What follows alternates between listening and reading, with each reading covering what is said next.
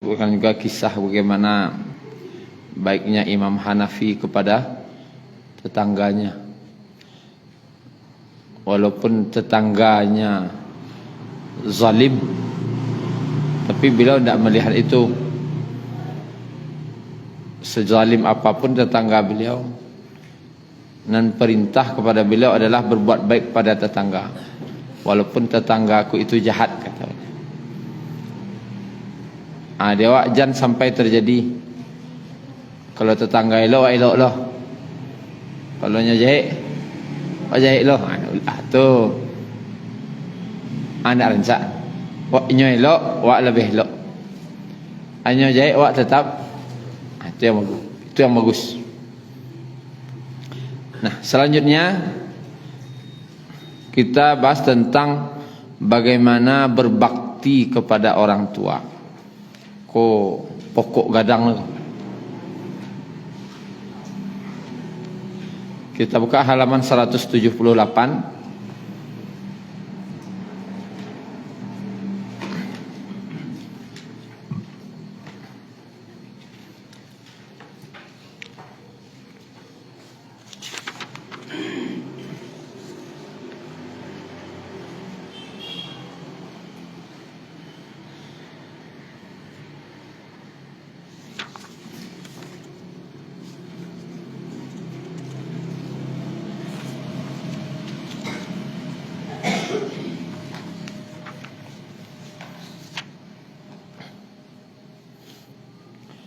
Kalau tetangga kemarin berkaitan dengan iman, maka kalau berbakti kepada orang tua ini berkaitan dengan surga. Surga itu tahta aqdamil ummahat. Surga itu berada di bawah telapak kaki ibu. Surganya seorang anak itu adalah di kaki ibunya. Sedangkan surganya istri itu di suaminya. Di surga awak anak laki-laki kau dibuat, tidak di istri dah. Tapi oleh reda ibu, orang tua, awak anak laki-laki. Ibu-ibu kalau ingin masuk surga, cari salah reda suami lah, masuk surga tu. Apa-apa ingin masuk surga, reda orang tua kali cari. Ridha Allah fi ridal walidain wa sukhtullah fi sukhtil walidain. Ridha Allah pada ridha orang tua, murka Allah pada murka orang tua. Kalau leberang orang tua kawak, berarti itu Allah leberang lo kawak. Maka itulah bentuk Allah sangat memuliakan orang tua. Allah sangat menyuruh kita memperhatikan dan memuliakan orang tua dan menjaga adab kepada orang tua. Dan awak sadonya punya orang tua, cuman ada yang masih hidup, ada yang masih lah meninggal, ada yang lah tua, ada yang masih muda orang tuanya. Kita cari apa ibu? Di halaman 178 tu, di ayat pertama, kedua, ketiga, yang kelima, nomor 2 dari bawah. Wa qala ta'ala wa qada rabbuka. Kalau ingin buka ayatnya, surahnya surah Al-Isra. Kalau ingin buka Quran,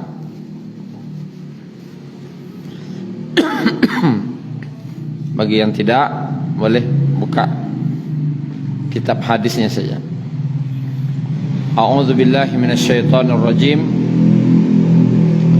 Wa qada, arti qada, qadi, arti qadi.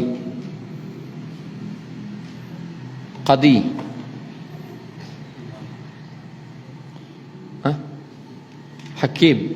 hakim lo sarapnya. Qadi,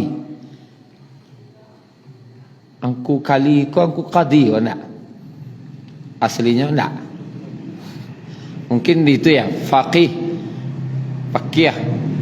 itu. Sultan, Sayyidi, Sayyid. Mungkin bisa jadi angku kali ko angku qadi. Qadi wa qada, ketetapan. Wa qada itu Allah telah menetapkan. Dan tukang menetapkan ko, yang memutuskan ko siapa? Hakim. Makanya jadi qadi. Karena yang menetapkan, dia yang memutuskan. Disebut qadi. Wa qada rabbuka, Allah lah membuat keputusan. Rabbmu telah membuat keputusan. Berarti kaji ko lah putih. Oh, tidak bisa diganggu gugat. Kalau keputusan juri saja tidak bisa gugat. Apalagi keputusan siapa? Allah. Kini MTQ atau ada lomba tidak setuju dengan juri. Kecil orang. Keputusan juri tidak boleh diganggu gugat. Kan itu. Apalagi keputusan Allah. Yang Allah putuskan tu yang tidak bisa diganggu gugat lagi. Tidak ada tawar menawar lagi. Alla ta'budu illa iyyah. Supaya kamu jangan menyembah selain kepadanya. Jangan menyembah kecuali hanya kepada Allah.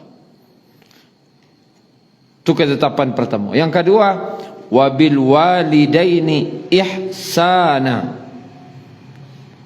Dan terhadap kedua orang tua hendaklah ihsan.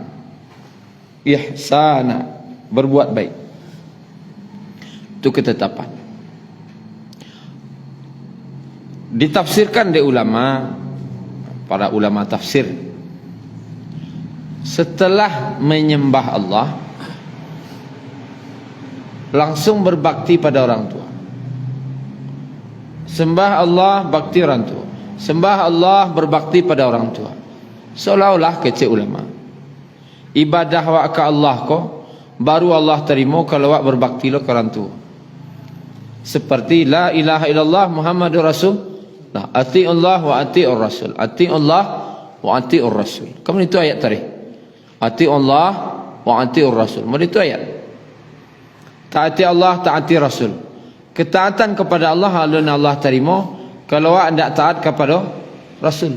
Lah taat wak ke Rasul baru taat wak ke Allah ko diterima. Kecil ulama hampir seperti itu lo ke orang tua. Alla ta'budu illa iyyah wa bil walidaini ihsana. Janganlah kamu menyembah kecuali hanya kepada Allah, dan kedua pada orang tua berbuat baik. Artinya selain ibadah wak kini kau sabuilah. Kok salat wak, puasa wak kini berkorban wak, puasa sunat wak, Ramadan wak, haji wak, umrah wak, sedekah wak. Alun ka Allah terima tu lai kalau wak alun berbakti ke orang tua. Mode itu na tinggi kedudukan. Kuat pahami ketinggi kedudukan orang tua lu. Berarti kedudukan orang tua kau tinggi. Sehingga kalaulah menyembah Allah wajib berbakti ke orang tua. Kalaulah menyembah Allah wajib berbakti ke orang tua. Kalaulah sembah Allah tidak berbakti pada orang tua, tidak ada guna sembah Allah. Itulah kira-kira. Karena reda Allah kepada reda orang tua. Kemudian kata-katanya disebut ihsana. Ihsan. Ada nama anak awak namanya siapa? Ihsan. Beda dengan Hasan. Hasan baik, bagus. Kalau ihsan lebih baik. Orang yang berbuat lebih baik itu namanya muhsin. Ada nama orang si muhsin? Lailah. Muhsinin. Orang-orang yang berbuat baik. Nah, ihsan itu elok. Di antara nan elok-elok ko sianan paling elok. Namanya ihsan. Tapi kalau jahit sianan paling elok. Tu ndak ihsan dah. Yang ihsan tu elok. Banyak eloknya. Di antara nan banyak elok tu sianan paling elok namanya si ihsan. Berarti kalau ada anak awak bertujuh, ada surang namanya si ihsan. Berarti dan surang tu yang paling elok. Itulah kira-kira gambaran arti makna ihsan. Nah, kau orang tua, kau catatan lah. Kepada orang tua itu berbuatlah lebih baik dari nan lain-lain. Kakawan awak elok, ke orang rumah elok, kanak elok, ke siapa saja awak elok. Maka ke orang tua harus lebih elok. Tu posisinya, lebih elok. Ke komandan wak hormat benar, ke induk samang wak hormat, ke pimpinan di kantor wak hormat, ke sianu wak hormat, ke ustaz wak hormat loh. Maka ke orang tu dibanding yang tadi itu ke orang tu lebih hormat. Kadang ke ustaz tak tanggung hormat, ke orang tu bentuk semua kadang senang ngeceknya. Tak betul tu dah. Orang tu lebih. Ke bos, ke pimpinan di kantor, ya pak, siap pak. Kan itu. Siap pak, siap komandan. Di kantor. Korang gaya harus lebih dari itu. Ya nak, siap mak. Wah itu sekali. Pindah ada orang tanda orang siap mak. Ada. Komandan lagi.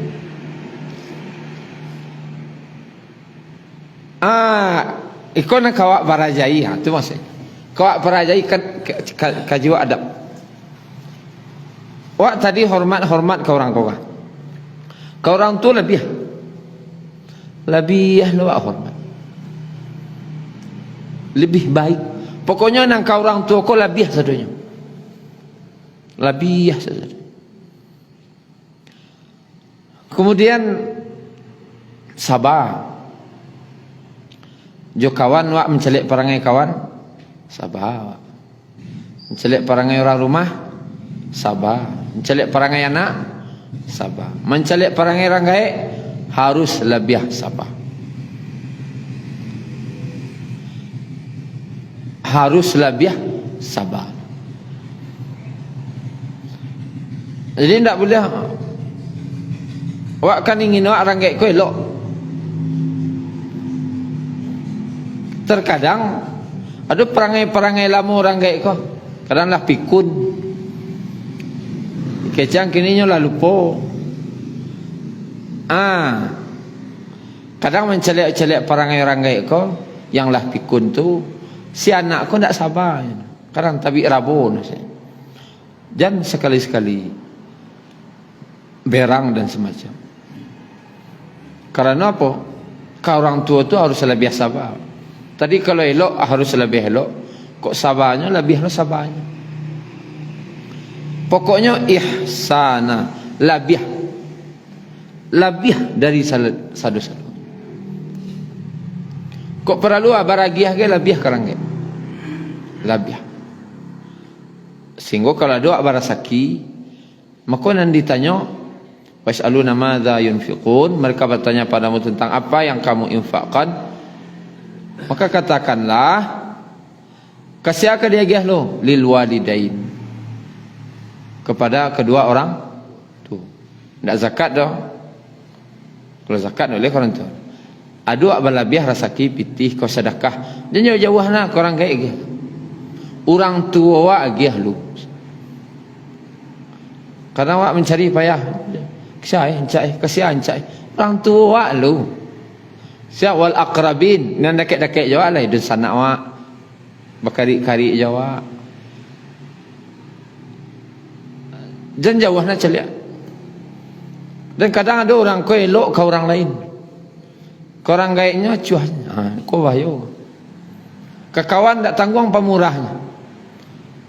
Kau orang gaik cekeh. Kau bahaya. Dan awak kau istri. Istri itu harus mendukung agar si suami kau berbakti ke orang tua. Jangan sampai awak menjerumuskan suami awak ke neraka. Karena kalau berbakti suami awak ke orang gaiknya, masuk sarugo suami awak, tinggi sarugonya. Dan awak istri kuih jauh suami tadi. Tapi kalau awak masuk ngasuang suami, biar ndak eloknya ke orang gaiknya, suami masuk neraka je siap ke sarugo. Ayo. Makanya si istri, Bapak Ibu yang dirahmati Allah, mendukung suaminya agar berbakti ke orang tua. Contoh misalnya, tanggal berapa gajian mungkin sekitar tanggal 3 lah insyaAllah. Untuk amak lah berapa ada asiangan. Tu tanya istri kan. Untuk amak lah berapa kau ada asiangan. Kalau ada orang yang asiangan ada. Ibu amak di kampung dia lah liau. Kalau mari tu orang rumah tahu. InsyaAllah masuk sarugo suami awak tu. Awak miriang sama jenyo sarugo. Tapi kalau sempat si istri ko mencelek-celek ereng, baik ke rumah amaknya laki ko mengalu dah kan. Wapare solo tu. Bahayo. Apoleh cemburu ke laki. Cemburu udah amak kau amak je. Alhamdulillah li amaknya perhatian. Ibu-ibu tu yang isteri-isteri kan punya jadi amak-amak lu esok kan. Awak yang isteri kini awak kan jadi amak lu esok. Cuma anak laki-laki waktu bentuk istilahnya. Kalau orang kampung bentuk laki termakan cirik barandang layat tuan ni bini iduang mencari anak bujang wak termakan cirik barandang tu mahal perasaan tu. Lepas tu asal nuri takutnya kamak takutnya ke bininya pada kamaknya. Ba perasaan awak sebagai orang gaik.